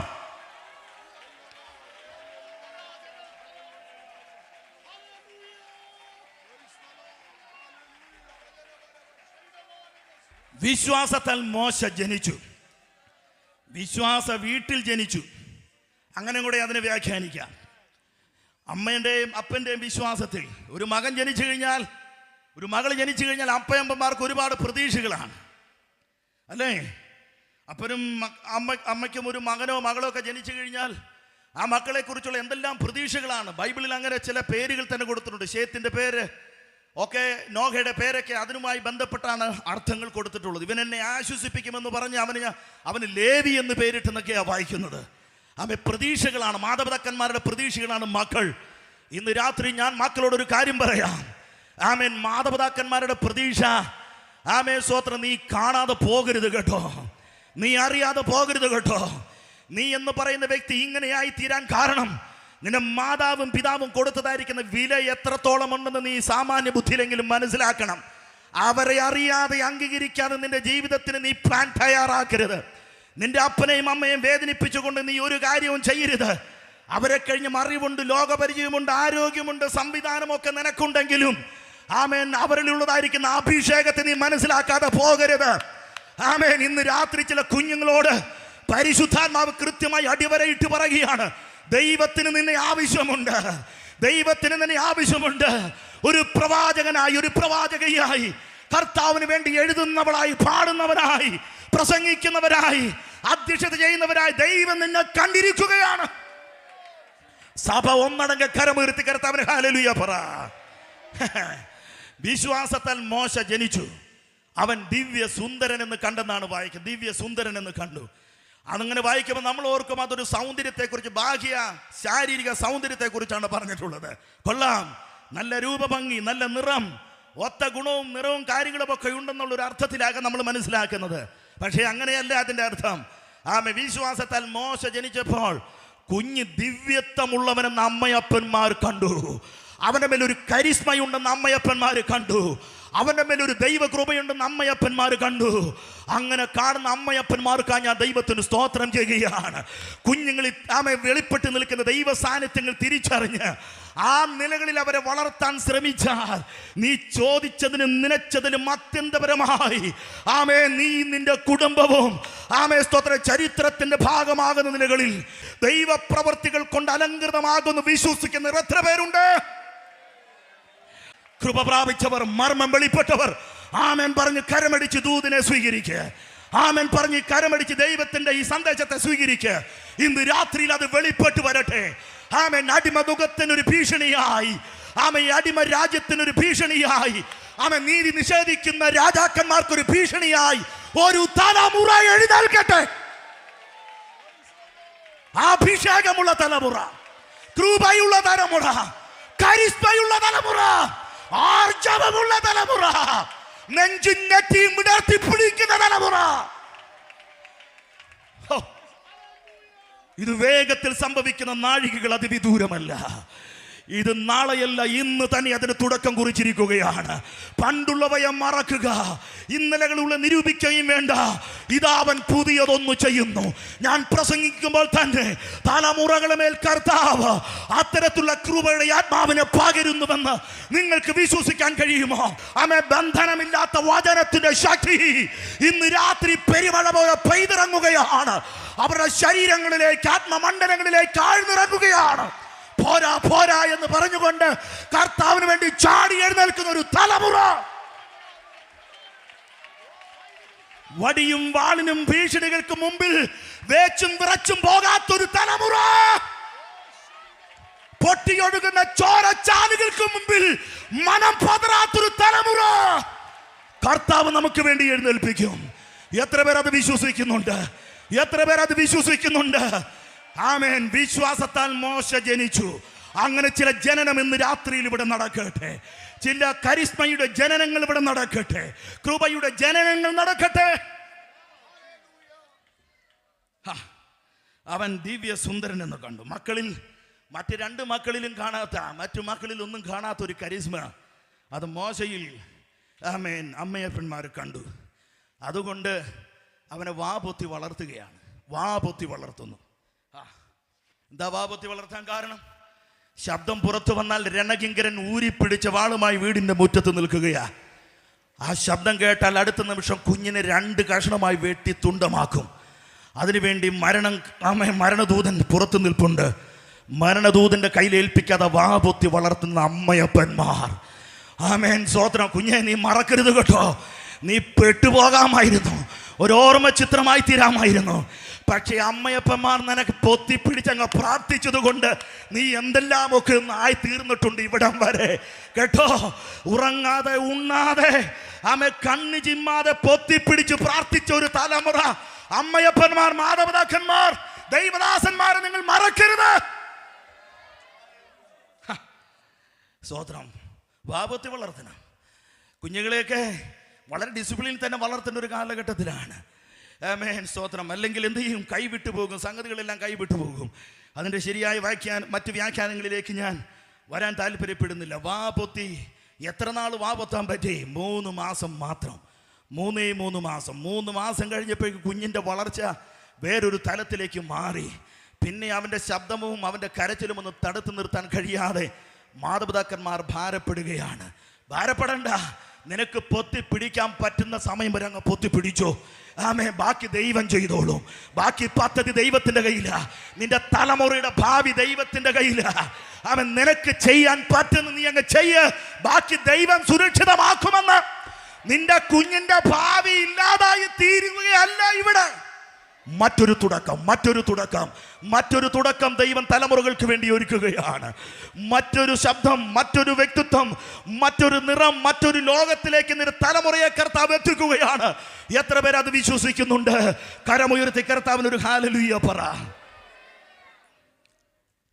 കൂടെ കിടന്നും പരിലാളിച്ചും മുത്തം കൊടുത്തും താലോലിച്ചും വളർത്തിയ മിരിയ തൻ്റെ കുഞ്ഞു സഹോദരനെ വിട്ടുപിരിയേണ്ടതായ ഗതികെട്ട സാഹചര്യത്തിലേക്ക് വരുന്നു. ആമേൻ. അഹരോനുണ്ട്, അപ്പനും അമ്മയും ഒക്കെ മോശക്കുഞ്ഞിനെ വിട്ടുപിരിയുന്ന ഒരു പ്രത്യേക സന്ദർഭം. ആ സന്ദർഭത്തിൽ മരണത്തിൻ്റെ ഗന്ധമുള്ള ശവങ്ങൾ ഒഴുകുന്ന നീല നദിയിലേക്ക് ഈ കുഞ്ഞിനെ ആമേൻ ഒഴുക്കി വിടാൻ തന്നെ അവർ കുടുംബമായൊരു തീരുമാനമെടുക്കുകയാണ്. ചെല്ലുന്നിടത്ത് ചെല്ലട്ടെ എന്ന് പറഞ്ഞ്, എത്തുന്നിടത്ത് എത്തട്ടെ എന്ന് പറഞ്ഞ് അവരതിനു വേണ്ടിയുള്ള ക്രമീകരണം ചെയ്യുന്നു. ചേറിൽ വളർന്നു വന്ന ഞാങ്ങണ പറിച്ചെടുത്തു, പെട്ടകമുണ്ടാക്കി വെള്ളം കയറാതെ കീല് തേച്ച് അതിൽ തുണി കൊണ്ട് അതിൻ്റെ കാര്യമെല്ലാം അകമൊക്കെ റെഡിയാക്കി തൻ്റെ പിഞ്ചോമനെ അതിൽ കിടത്തിയിട്ട് നൈൽ നദിയിലേക്ക് ഒഴുക്കുന്ന ഒരു ചിത്രം പുറപ്പാട് പുസ്തകത്തിൽ നമുക്ക് കാണാൻ കഴിയുന്നുണ്ട്. വിശ്വാസ കുടുംബത്തിൽ ജനിച്ച ഒരു കുഞ്ഞിന് നേരിടേണ്ടി വരുന്ന പ്രതിസന്ധികൾ, ദൈവത്തിന് സ്തോത്രം, മറ്റടുത്തുള്ള വീട്ടിലെ സ്വന്തക്കാരുടെ വീട്ടിലുള്ള സംഭവം പോലെയൊന്നുമല്ല. വിശ്വാസ കുടുംബങ്ങളിൽ നടന്നുകൊണ്ടിരിക്കുന്ന സംഭവങ്ങൾ, വ്യത്യസ്തമായ സംഭവങ്ങൾ. കുഞ്ഞിന് വേണേൽ തിരിച്ചു ചോദിക്കാം, എവിടെ ദൈവം എവിടെയെന്ന് മാതാപിതാക്കന്മാരോട് ചോദിക്കാം. അങ്ങനെ ചോദ്യം കേട്ട മാതാപിതാക്കന്മാർ ഇതിൻ്റെ ഉള്ളിലിരിപ്പുണ്ട്. പരിശുദ്ധാത്മാവ് അവരോട് പറയുന്നു, നിന്റെ കുഞ്ഞിൻ്റെ ചോദ്യത്തിന് ഉത്തരം ഏതാനും ചില ദിവസങ്ങൾക്കുള്ളിൽ വെളിപ്പെടാൻ പോകുകയാ. എൻ്റെ ദൈവമോ സ്വർഗത്തിൽ ജീവിക്കുന്നു എന്ന് നിനക്ക് പറയത്തക്ക നിലകളിൽ നിന്റെ ജീവിതത്തെ മാറ്റിയെടുക്കാൻ കരുത്തുള്ള കർത്താവ് ചില വ്യക്തികളെ എഴുന്നേൽപ്പിക്കുന്നുവെന്ന് വിശ്വസിക്കുക. എൻ്റെ സന്ദേശം അവിടെയല്ല, സത്യത്തിലേക്ക് ഞാൻ അതിലേക്ക് ഓടിയെത്താൻ വേണ്ടിയിട്ടാണ് ഈ വഴിയിൽ കൂടെ വെപ്രാളപ്പെട്ട് മുമ്പോട്ട് പോയിക്കൊണ്ടിരിക്കുന്നത്. ആമേൻ. അവനെ കീല് തേച്ച പെട്ടകത്തിൻ്റെ ഉള്ളിലാക്കി നൈൽ നദിയിലേക്ക് ഒഴുക്കി വിടുന്നു. അവനെങ്ങനെ കല്ലോലജാനങ്ങളാൽ നിമണീകൃതമായ നീലനദിയുടെ അന്തരീക്ഷത്തിൽ കൂടെ ഒഴുകി ഒഴുകി ഒഴുകി എത്തുന്നത് അതുവരെയും അവർക്ക് ചിന്തിപ്പാൻ പോലും കഴിയാത്ത ഒരു ഇടത്തിലേക്കായിരുന്നു. ചോദിച്ചതിനും നനച്ചതിലും അത്യന്തപരമായി ചെയ്യുന്നവനായ ഒരു ദൈവം, നിർണയപ്രകാരം വിളിക്കപ്പെട്ടിരിക്കുന്നവർക്ക് സകലത നന്മയ്ക്കായി കൂടി വ്യാപരിക്കുന്ന ഒരു ദൈവം. ആമേൻ. നിന്നെ തള്ളിക്കളയില്ല. നിന്നെ കണ്ണുനീർ പുഴയിലേക്ക് തള്ളിക്കളയാനുള്ളവനല്ല അവൻ. അവൻ നിന്റെ ജീവിതത്തെ മാറ്റി എഴുതാൻ മറ്റൊരു ക്രമീകരണം. ഞാൻ ഈ ഭാഗമൊക്കെ വായിച്ചപ്പോൾ സത്യം പറഞ്ഞാൽ ഇത് എൻ്റെ വിഷയവുമായി ബന്ധപ്പെട്ട് കഴിഞ്ഞ ചില നാളുകൾക്ക് മുമ്പ് ഉപവാസത്തിൽ ഞാനും കുടുംബവും ഇരുന്നപ്പോൾ എന്നോട് സംസാരിച്ച ചില കാര്യമാണ്. പിന്നീട് എനിക്ക് തോന്നി ഇതൊരു പ്രസംഗമാക്കിയാൽ കൊള്ളാമല്ലോ എന്ന് കരുതി ഞാൻ അതിൻ്റെ എനിക്കുള്ള ഭാഗങ്ങൾ എടുത്ത് മാറ്റി വെച്ചിട്ട് ബാക്കിയുള്ളതാണ് ഇന്ന് രാത്രിയിൽ ഇവിടെ പറയുന്നത്. അത് കേൾവിക്കാരുടെ ജീവിതത്തിൽ മാറ്റമുണ്ടാകുന്നുവെങ്കിൽ ഞാൻ ഉറപ്പിക്കുന്നു അത് ദൈവത്തിൻ്റെ സന്ദേശം തന്നെ. ഒരു തലമുറയെ വാർത്തെടുക്കുന്ന ദൈവം. വിശ്വാസ വീട്ടിൽ പിറന്നതായ മോശ. കുടുംബം വളരെ പ്രധാനപ്പെട്ടതാണ്. കുടുംബം മക്കൾ വഴിതെറ്റിപ്പോനതിന് പ്രസ്ഥാനത്തെയോ പാസ്റ്ററിനെയോ സൺഡേ സ്കൂൾ അധ്യാപകരെയോ ഒന്നും പറഞ്ഞിട്ട് കാര്യമൊന്നുമില്ല. കുടുംബമാണ് വിദ്യാലയം ആദ്യത്തെ മക്കളുടെ. യഹൂദ ചരിത്രം പഠിച്ചു നോക്കിക്കഴിഞ്ഞാൽ ഒരു കുഞ്ഞ്, യഹൂദ ചരിത്രമല്ല എല്ലാ ചരിത്രവും, പ്രത്യേകിച്ച് യഹൂദ ചരിത്രം, നമ്മുടെ സൺഡേ സ്കൂൾ പുസ്തകം 12ാം ക്ലാസ്സിലെ പുസ്തകത്തിൻ്റെ അകത്ത് ക്രിസ്തീയ വിദ്യാഭ്യാസം എന്ന് പറഞ്ഞൊരു സംഭവം ഉൾപ്പെടുത്തിയിട്ടുണ്ട്. ഞാനാണ് എൻ്റെ ചർച്ചിൽ അത് പഠിപ്പിക്കുന്നത്. അപ്പോൾ അതിൻ്റെ അകത്ത് കുടുംബത്തിൻ്റെ പ്രാധാന്യത ഏറ്റവും എടുത്ത് അവിടെ രേഖപ്പെടുത്തിയിട്ടുണ്ട്. ആ പുസ്തകം നിർമ്മിച്ചതായിരിക്കുന്ന ദേവദാസന്മാർ. കുടുംബമാണ് സംസ്കാരത്തിൻ്റെയും ആധ്യാത്മികതയുടെയും ധാർമ്മികതയുടെയൊക്കെ ആദ്യത്തെ വിദ്യാലയം എന്ന് പറയുന്നത്.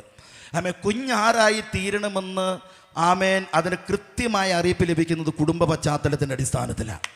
കൂടി വരുന്ന ലോക്കൽ സഭയുടെയോ റീജിയൻ്റെയോ പ്രസ്ഥാനത്തിൻ്റെ അടിസ്ഥാനത്തിലല്ല. ഇതിൻ്റെ അകത്ത് വന്നതുകൊണ്ടാണ് ഇങ്ങനെയായിപ്പോയതൊന്നും ആർക്കും പറയാൻ അവകാശമില്ല. നന്നായതും ചീത്തയായതും കുടുംബവുമായിട്ട് ബന്ധപ്പെട്ട് കിടക്കുന്ന കാര്യമാണ്. ഇന്ന് രാത്രി അതുകൊണ്ട് ഞാനൊരു കാര്യം പറയാം. വീടിനുള്ളിൽ നിലനിൽക്കേണ്ട വസ്തുതയുടെ ഏറ്റവും പ്രധാനപ്പെട്ട ഒരു അനുഭവമാണ് ആരാധന. വിശ്വാസത്തിൽ ഊന്നിയതായിരിക്കുന്ന ആരാധന, ദൈവവചന പഠനം, ധ്യാനങ്ങളൊക്കെ. ദൈവത്തിന് സ്തോത്രം. കരമുയർത്തി കർത്താവിന് ഹല്ലേലൂയ പറയാമോ? എനിക്കറിയാം കർത്താവ് ആരോടൊക്കെ ഏതൊക്കെയോ കുടുംബത്തോട് ഇടപെടുന്നു എന്നുള്ളത്. വീട്ടിലെ ആരാധന കുറഞ്ഞിട്ടുണ്ടെങ്കിൽ അത് വലിയ അപകടത്തിലേക്ക് പോകാൻ സാധ്യതയുണ്ട്. വിശ്വാസത്തിൽ ജനിക്കപ്പെട്ട മോശ വളരേണ്ടത് വീട്ടിലായിരുന്നു. പക്ഷേ വീട്ടിൽ വളരാനുള്ള സാഹചര്യമില്ലാതെ അവൻ പുറത്തോട്ട് പോകുന്നു. അവൻ എത്തപ്പെടുന്നത് ആ രാജ്യത്തിൻ്റെ തന്നെ ഏറ്റവും പ്രധാനപ്പെട്ട ഒരു വ്യക്തിയുടെ അടുക്കൽ. അവിടെ അതിനെക്കുറിച്ച് ലേഖനകർത്താവ് പറയുന്നത് വിശ്വാസത്താൽ മോശ വളർന്നപ്പോൾ. ജനിച്ചത് വേറൊരു സ്ഥലത്ത്, വളർന്നത് വേറൊരു ഇടത്തിൽ. സ്വത്രം. വളരുന്നത് എവിടെയാണ് എന്നുള്ളതല്ല, ജനിച്ചത് എവിടെയാണെന്നുള്ളതാണ് പ്രധാനം. ജനിച്ച ഇടമേതാണെന്നുള്ളതാണ് പ്രധാനം.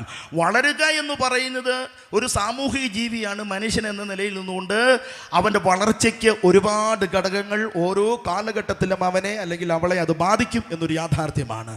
അതിനെ തിരസ്കരിച്ച് അടച്ചുപൂട്ടി വീട്ടിലിരുത്തി അവൻ്റെ ജീവിതത്തിന് അവസാനം വളർത്താനായിട്ട് ഒരു മാതാപിതാക്കന്മാർക്കും കഴിയുകയില്ല. ഒരു പ്രായം കഴിയുമ്പോൾ പഠനമായോ ജോലിയായോ ഒക്കെ ആയിട്ട് അവന് പുറത്തോട്ട് പോകേണ്ടതായിട്ട് വരും. ബാഹ്യലോകവുമായിട്ട് ഇടപെടേണ്ടതായിട്ട് വരും. പോകുന്ന ഇടത്തിൽ അവൻ്റെ സംസ്കാരം സൂക്ഷിക്കണമെങ്കിൽ, അവൻ്റെ വിശ്വാസം സൂക്ഷിക്കണമെങ്കിൽ, അവൻ ഉയർത്തിപ്പിടിക്കുന്നതായ ആ വിശ്വാസത്തിൻ്റെ ആർജവത്തെ മുറുകെ പിടിക്കണമെങ്കിൽ കുടുംബ പശ്ചാത്തലം മഹനീയമായിരിക്കണം. കുടുംബ പശ്ചാത്തലം വിശ്വാസത്തിൽ ഊന്നിയതായിരിക്കണം എന്ന് ഓർപ്പിച്ചുകൊണ്ട് ആ ഭാഗത്തിൽ ഞാൻ വിട പറയുകയാണ്. വിശ്വാസത്താൽ മോശ വളരുകയാണ്. മിസ്രൈമിൻ്റെ സകലവിധ ജ്ഞാനത്തോടും കൂടി അവൻ വളരുന്നു. മിസ്രൈമിൻ്റെ സകലവിധ ആഢ്യത്തോടു കൂടി അവൻ വളരുന്നു. മിസ്രൈമിൻ്റെ എല്ലാവിധമായ പരിശീലനത്തിൽ അവൻ വളരുന്നു. അത് വിദ്യാഭ്യാസപരമായി, ആയുധപരമായി, അങ്ങനെ ധാർമ്മികപരമായി എല്ലാ മേഖലയിലും മോശയ്ക്ക് വ്യത്യസ്തമായ ഒരു ലോകമാണ് അവിടെ ലഭിക്കപ്പെടുന്നത്. ആ വളർച്ച മോശയ്ക്ക് തൻ്റെ ഭാവി ശുശ്രൂഷയ്ക്ക് ഒരു മുതൽക്കൂട്ടായി തീർന്നു എന്നുള്ളതാണ് അതിനൊരു പ്രത്യേകത എന്ന് പറയുന്നത്. ഞാൻ ആ ഭാഗത്തെ വിശദീകരിക്കുന്നില്ല, കാരണം ഈ വാച്ച് എന്നെ ഒട്ടും സമ്മതിക്കുന്നില്ല എന്നുള്ളത് കൊണ്ടാണ് ഞാനത് വിശദീകരിക്കാത്തത്. അവിടെ വളർന്ന് തൻ്റെ യൗവനവും കഴിഞ്ഞ് നല്ല പ്രായത്തിൻ്റെ ഒരു മധ്യാഹ്ന അവസ്ഥയിൽ എത്തി നിൽക്കുമ്പോൾ ആ താൻ ജനിച്ചു വീണതായ കുടുംബത്തിന് ലഭിക്കപ്പെട്ട വിശ്വാസത്തിൻ്റെ വെളിച്ചത്തിൽ അവൻ അദൃശ്യ ദൈവത്തെ കണ്ടുമുട്ടുന്നൊരു കാഴ്ച നമുക്കവിടെ കാണാൻ കഴിയുന്നു. യേശുവിനെ ഉയർത്തുക, യേശുവിൻ്റെ ദൈവത്വത്തെ സ്ഥാപിക്കുക എന്നുള്ളതാണ് എല്ലാ യോഗത്തിൻ്റെ ആത്യന്തിക ലക്ഷ്യമെന്ന് പറയുന്നത്. പിന്നെ ഇത് നമ്മുടെ ഒരു കുടുംബ സമ്മേളനമായതുകൊണ്ട് അതുമായി ബന്ധപ്പെട്ട് ചില ഉള്ളിലേക്ക് ഇറങ്ങി നമുക്ക് മനസ്സിലാകുന്ന ചില ഭാഷകളിൽ ഇത്തരത്തിലുള്ള കാര്യങ്ങളൊന്നും അവതരിപ്പിച്ചെന്ന് മാത്രമേ ഉള്ളൂ. സന്തോഷമുള്ളവർ കരമുയർത്തി കർത്താവിനൊരു ഹല്ലേലൂയ പറ. അപ്പോൾ വിശ്വാസത്തിൽ മോശ ഒരു കുടുംബത്തിൽ ജനിച്ചു. വിശ്വാസത്തിൽ മോശ മറ്റൊരു സ്ഥലത്ത് വളരുകയാണ്. അവൻ്റെ ജനിച്ചു വീണ പശ്ചാത്തലം തന്നെ അവൻ്റെ വളർച്ചയ്ക്ക് നിതാന്തമായി. ഇതിനിടയിൽ നടക്കുന്നൊരു സംഭവമുണ്ട്.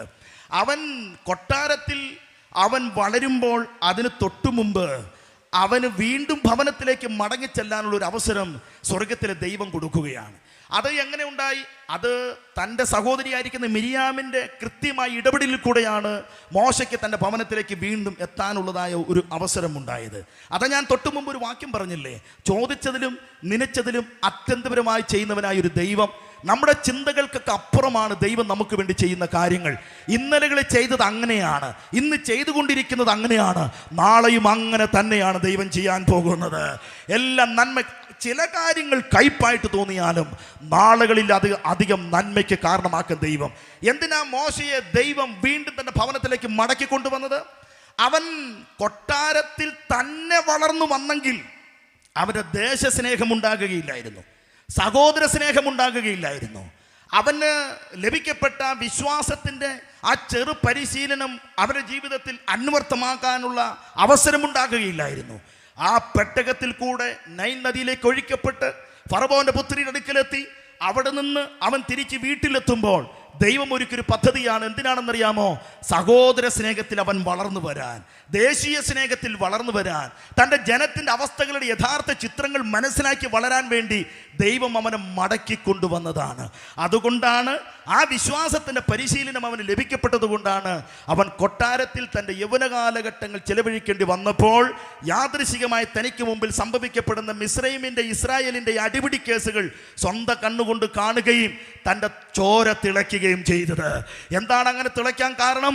അവൻ വളർന്നു വന്ന പശ്ചാത്തലം, അവൻ ജനിച്ചു വളർന്ന പശ്ചാത്തലം, അവന് കിട്ടിയ ഉപദേശം സഹോദര സ്നേഹത്തിലൂന്നിയ ഉപദേശമായിരുന്നു, ദേശസ്നേഹത്തിലൂന്നിയ ഉപദേശമായിരുന്നു, ദൈവത്തെക്കുറിച്ചുള്ള എരിവിലുള്ള ഉപദേശമായിരുന്നു.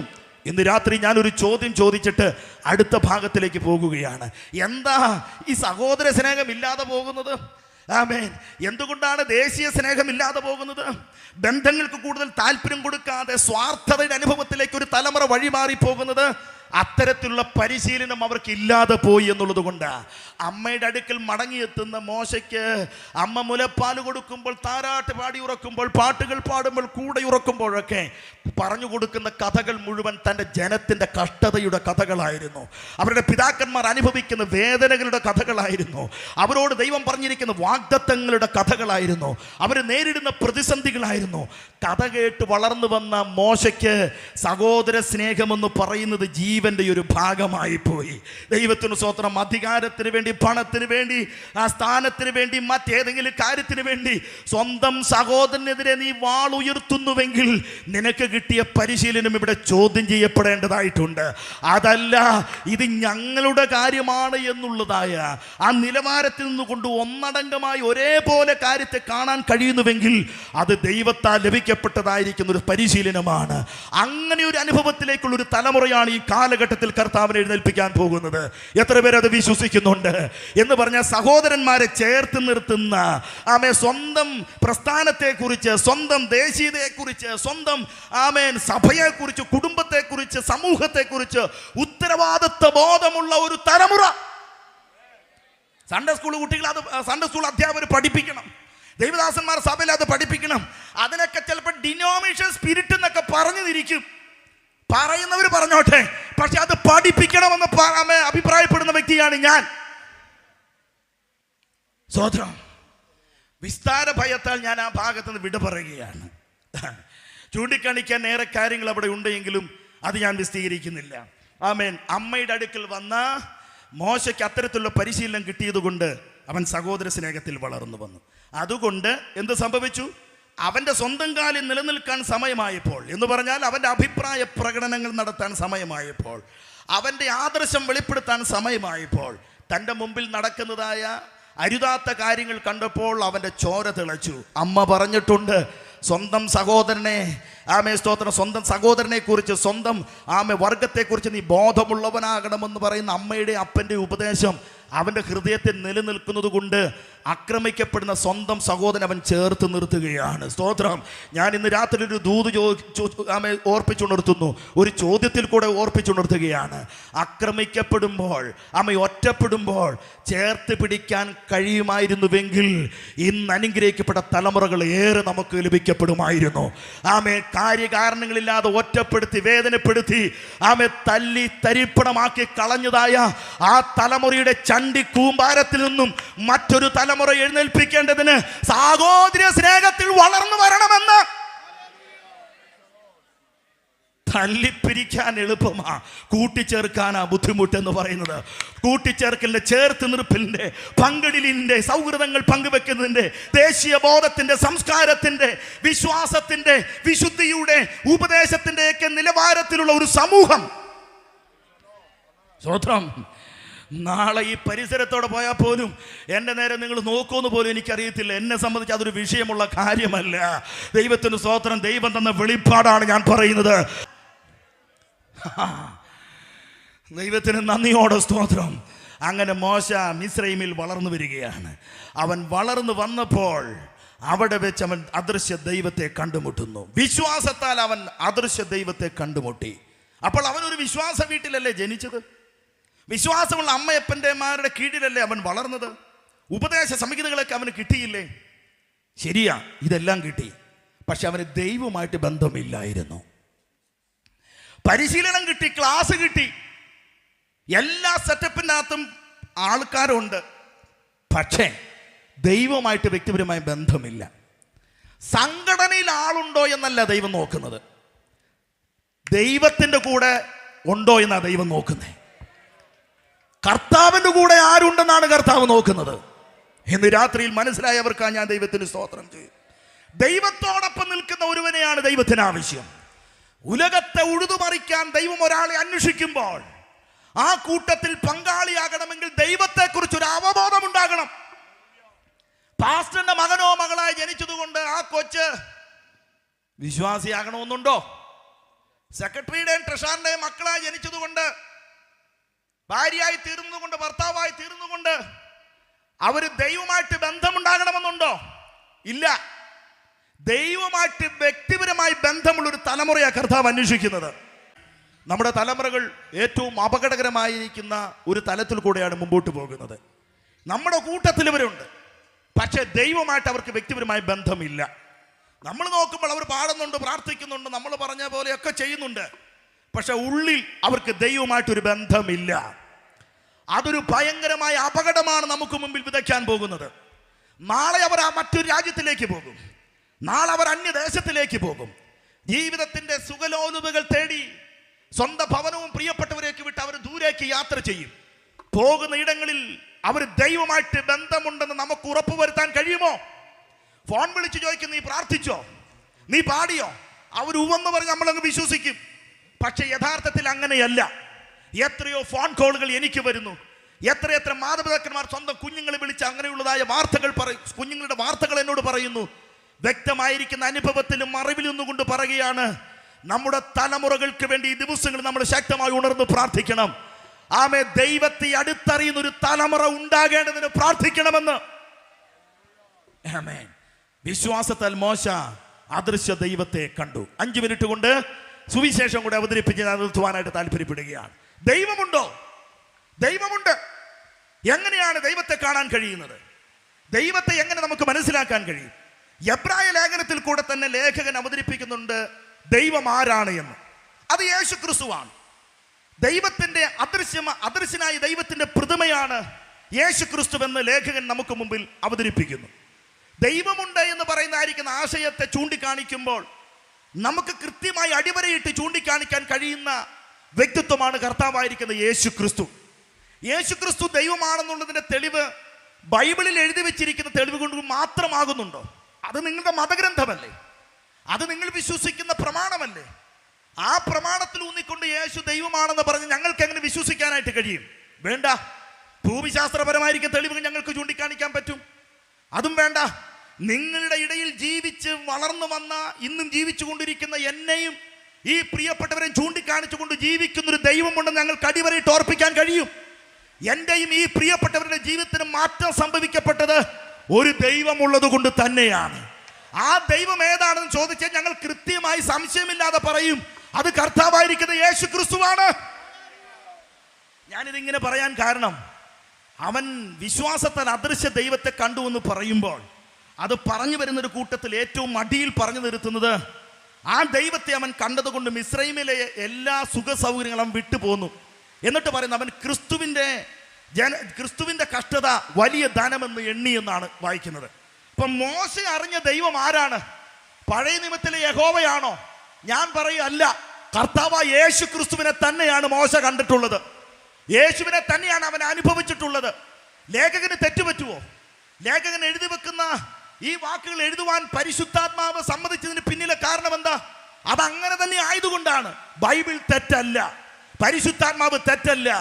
ആമേൻ. പഴയ നിയമത്തിലാണെങ്കിലും പുതിയ നിയമത്തിലാണെങ്കിലും വെളിപ്പെട്ട് നിൽക്കുന്നത് യേശു ക്രിസ്തുവിന്റെ അതുല്യത തന്നെയാണ്. യേശുവല്ലാതെ മറ്റൊരു ദൈവമില്ല. കാലാന്തരത്തിൽ കാലഘട്ടത്തിന്റെ അടിസ്ഥാനത്തിൽ ആമേൻ ജനത്തിന്റെ ഇടയിൽ ദൈവത്തിന്റെ പ്രവൃത്തികൾ വെളിപ്പെടേണ്ടതിന് പഴയ നിയമത്തിൽ അദൃശ്യനായി നിൽക്കുന്ന ആത്മാവായ ദൈവമായി നിലകൊള്ളുമ്പോൾ പുതിയ നിയമത്തിൽ ആത്മാവായ ദൈവം കൃപയും സത്യവും നിറഞ്ഞവനായി നമുക്കിടയിലേക്ക് വന്ന് പാർക്കുകയാണ് ഉണ്ടായത്. ദൈവത്തിന് സ്തോത്രം ചെയ്യുന്നു. ദൈവത്തെ കണ്ടുമുട്ടാൻ കഴിയാത്ത ജീവിതം ആമേ നിരർത്ഥകമായ ഒരു ജീവിതമാണ് കേട്ടോ. ഈ ഭൂമിയിൽ ലഭിക്കപ്പെട്ട ആമേ സമയപരിധികളിൽ നമുക്കുണ്ടാകുന്ന ഏറ്റവും വലിയ വെളിപ്പാട് ദൈവത്തെക്കുറിച്ചുള്ള വെളിപ്പാടാണ്. ദൈവത്തെ കണ്ടെത്തുക എന്നുള്ളതാണ് ജീവിതത്തിലെ ഭാഗ്യകരമായ അനുഭവം എന്ന് പറയുന്നത്. ആമേൻ.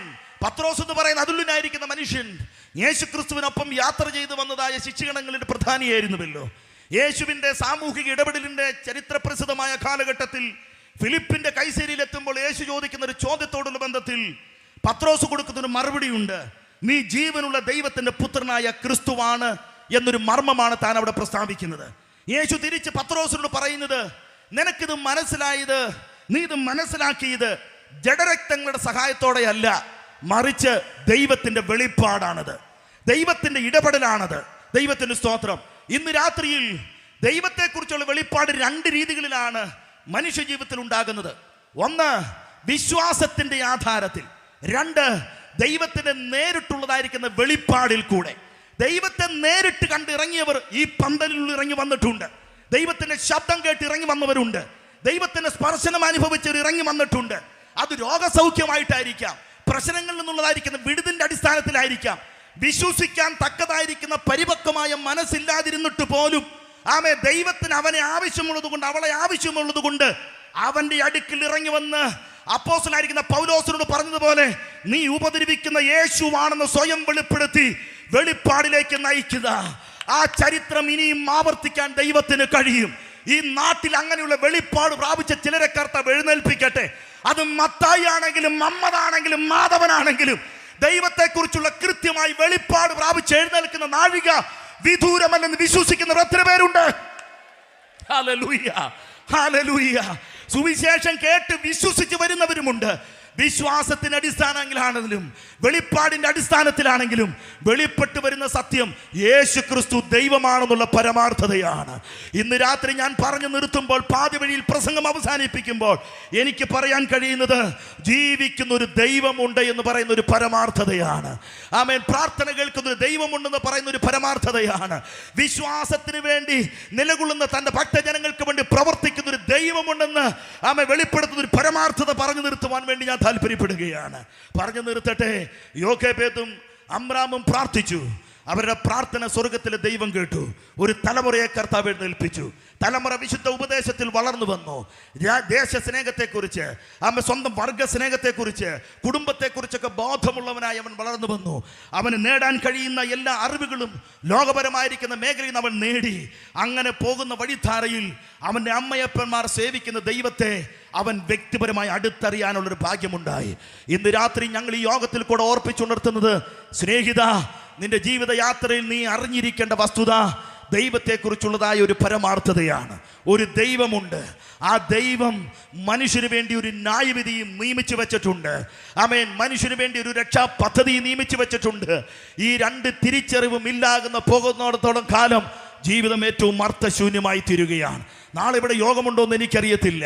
നാളെ യോഗം നടത്താൻ ഒരു അവസരം ഉണ്ടാകുമെന്ന് എനിക്കറിയത്തില്ല. അതുകൊണ്ട് ഒരു സുവിശേഷകനായി നിന്നുകൊണ്ട്, നിർമ്മലമായ സുവിശേഷത്തിൻ്റെ വക്താവായി നിന്നുകൊണ്ട് ഞാനൊരു ചോദ്യം ചോദിക്കുന്നു. ഇന്ന് രാത്രി നിനക്ക് ദൈവത്തെ അറിയുവാനുള്ളതായ അവസരങ്ങൾ ദൈവം അവസാന സമയമായിട്ട് തന്നിരിക്കുമ്പോൾ, ഈ രാത്രി നിനക്കത് നന്നായി മനസ്സിലാക്കി ദൈവത്തിലേക്ക് മടങ്ങി വരാൻ കഴിയുന്നില്ലെങ്കിൽ, നാളെ എന്നുള്ളത് നിനക്കുള്ളതല്ലാത്തത് കൊണ്ട് അപകടത്തിലേക്ക് പോകാൻ സാധ്യതയുള്ളതിനാൽ ഇന്ന് രാത്രിയിൽ അവൻ വാതിൽക്കുന്നത് മുട്ടുകയാണ്. കണ്ടാലും അവൻ സ്തോത്രം ഹൃദയത്തിന്റെ വാതിൽക്കുന്ന മുട്ടുമ്പോൾ അവന്റെ ശബ്ദം കേട്ട് ഹൃദയത്തിന്റെ വാതിൽ തുറന്നു കൊടുത്താൽ, മോശയ്ക്ക് വെളിപ്പെട്ട് വന്ന ദൈവം നിനക്ക് മുമ്പിൽ വെളിപ്പെട്ട് വന്നിട്ട് നിന്റെ കുടുംബത്തിന്റെ അരാജകത്വം മാറുന്ന നിലകളിൽ, നിന്റെ കഷ്ടതകൾ മാറുന്ന നിലകളിൽ, നിന്റെ വേദനകൾ കരുതി വരുന്ന നിലകളിൽ നിന്റെ ജീവിതത്തെ മാറ്റിയെടുക്കാൻ കഴിയുമെന്ന് പ്രഖ്യാപിക്കാൻ ഈ രാത്രി ഞാൻ ഈ വേദിയെ ഇവിടെ ഉപയോഗിക്കുകയാണ്. വിശ്വാസത്താൽ മോശ അദൃശ്യ ദൈവത്തെ കണ്ടുമുട്ടിയ സമയത്ത് അവന്റെ ജീവിതം വഴിമാറി. അടിമനുഖത്തിന്റെ കണ്ണുകൾ അവിടെ അകന്നു വീഴുകയാണ്. അടിമച്ചങ്ങലകൾ പൊട്ടുകയാണ്. അടിമകളാക്കി വെച്ചിരുന്നതായിരിക്കും സാത്താന്റെ ഗോപുരത്തിന് നേരെ സന്ധിയില്ലാത്ത യുദ്ധത്തിനായിട്ട് മോശ എഴുന്നേൽക്കുകയാണ്. സ്നേഹിത, നാളുകളായി നിന്നെ അടിച്ചമർത്തി വെച്ചിരിക്കുന്ന ശാപത്തിന്റെ, രോഗത്തിന്റെ, പാപത്തിന്റെ, ഉയർച്ചയില്ലായ്മയുടെ, ദുഃഖത്തിന്റെ, സന്തോഷമില്ലായ്മയുടെ ആ അടിമച്ചങ്ങളെ അറുത്തുമാറ്റാൻ ഒരേ ഒരു വഴി ദൈവത്തെ കണ്ടുമുട്ടുക. അദൃശ്യനായ ആത്മാവാം ദൈവത്തെ കണ്ടുമുട്ടുക. യേശു ക്രിസ്തുവിനെ സ്വീകരിക്കുക. യേശുവിന്റെ മകനും മകളുമായി തീരുക. ഇതല്ലാതെ മറ്റൊരു വഴിയില്ല. നേർച്ച കാഴ്ചകൾ നിന്നെ ഇനി രക്ഷിക്കില്ല. നിന്റെ പണം നിന്നെ ഇനി രക്ഷിക്കത്തില്ല. നിന്റെ ജ്ഞാനം നിന്നെ രക്ഷിക്കുകയില്ല. തടിമുടക്കും രാഷ്ട്രീയ പ്രസ്ഥാനത്തിന്റെ പ്രത്യയശാസ്ത്രം രക്ഷിക്കത്തില്ല. നിന്റെ തകർച്ചകളെ പരിഹരിക്കാൻ കഴിയുന്നവൻ ഞാൻ എന്റെ ജനത്തിന്റെ കഷ്ടത കണ്ടു അവരുടെ നിലവിളി കേട്ടുവെന്ന് പറഞ്ഞുകൊണ്ട് ഇസ്രായേൽ ജനത്തിന്റെ ഇടയിലേക്ക് ഇറങ്ങി വന്ന് പ്രവർത്തിച്ച കർത്താവിനല്ലാതെ കഴിയുകയില്ല എന്ന് ഇന്ന് രാത്രി ഞാൻ സ്നേഹപുരസ്സരം അറിയിക്കുകയാണ്. തുടക്കം എങ്ങനെയാകുന്നു എന്നുള്ളതല്ല, അവസാനം എങ്ങനെയാകുന്നു എന്നുള്ളതാണ് പ്രധാനം. ഇന്ന് രാത്രിയിൽ ഞാനൊരു കാര്യം ചോദിക്കട്ടെ. ആമേൻ. നമ്മുടെ ജീവിതത്തിന്റെ അവസാന സമയങ്ങളിലേക്ക് നാം എത്തപ്പെട്ടു നിൽക്കുകയാണ്. എന്താണ് ഞാൻ അങ്ങനെ പറയാൻ കാരണം? കർത്താവിന്റെ വരവിന് ആമേൻ ഇനി കാലതാമസം ഏറെയൊന്നുമില്ല. ഒന്നെങ്കിൽ കാഹളം മുഴങ്ങും, അല്ലെങ്കിൽ ഇന്നത്തെ രാഷ്ട്രീയ പ്രാപഞ്ചിക ശാരീരിക അവസ്ഥകൾ വെച്ച് നോക്കിയാൽ അധിക കാലമൊന്നും നമുക്കിവിടെ പാർക്കാനുള്ളതായ അവസരമൊന്നും ഒരുപക്ഷെ ഇല്ലായിരിക്കാം. നാളെ ഉണ്ടല്ലോ എന്ന് കരുതി നമുക്ക് ജീവിതത്തെ പന്താടാൻ കഴിയുകയില്ല. അതുകൊണ്ട് ആമേൻ മഹത്തരമായിരിക്കുന്ന ഒരു ജീവിതത്തിലേക്ക് പ്രവേശനം ലഭിക്കപ്പെടാൻ ക്രിസ്തു വിശ്വാസത്തിൽ മരിക്കപ്പെടണം. ക്രിസ്തുവിലുള്ളവർക്ക് യാതൊരു ശിക്ഷാവിധിയുമില്ലെന്ന് വചനം വായിക്കുന്നു. ക്രിസ്തുവിൽ ജനിക്കുക, ക്രിസ്തുവിൽ വളരുക, ക്രിസ്തുവിൽ മരിക്കുക, ദൈവത്തെക്കുറിച്ച് അവബോധമുള്ളവരായി തീരുക, വിശ്വാസത്തിൽ നിലനിൽക്കുക. നമുക്ക് കിട്ടിയ വിലപ്പെട്ട വിശ്വാസത്തെ നമുക്ക് പരിഭാവനമായി സൂക്ഷിക്കാം, ഏറ്റുപറയാം, കണ്ണുകൾ അടയ്ക്കാം, നമുക്ക് ദൈവത്തോട് പ്രാർത്ഥിക്കാം.